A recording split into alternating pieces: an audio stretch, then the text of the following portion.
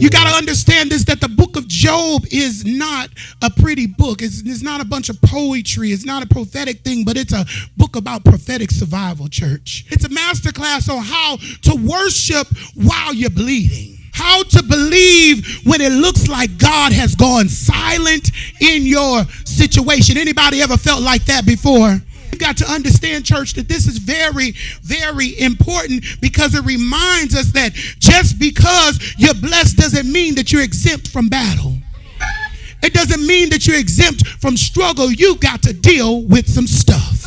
Job was already a man of great sacrifice. He covered his children. He covered his family in prayer. He was spiritually aware and consistent and consecrated before the Lord. Some of us have been through some situations like that when Satan comes before God, and Satan basically, trying to play with God. Do you got Job protected? You telling me to go and tempt him? And God says, hey, have you tried him? He gives him a nomination to be tested.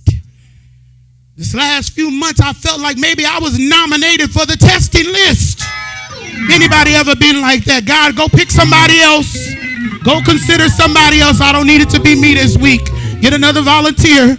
Church, your response in the middle of the mess reveals the real level of your yes. What do you do when your situation gets dark and ugly and messy, and it begins to be painful and frustrating and heavy to where you can't carry it? Where is your yes in the mess?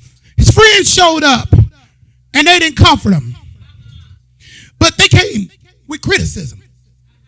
They said, they began to falsely assume that Job's suffering must be because he was sinning. You out there sinning. You ain't living right. And some people will misdiagnose your warfare because they don't understand your walk. They don't understand your calling. They don't understand what God is positioning you to. Glory to God. And Job is going through some painful situations. And it seems like lately I've been dealing with some situations. And I've been talking to some people that feels like they've been getting slayed. But say, though he slayed me, yet will I trust him.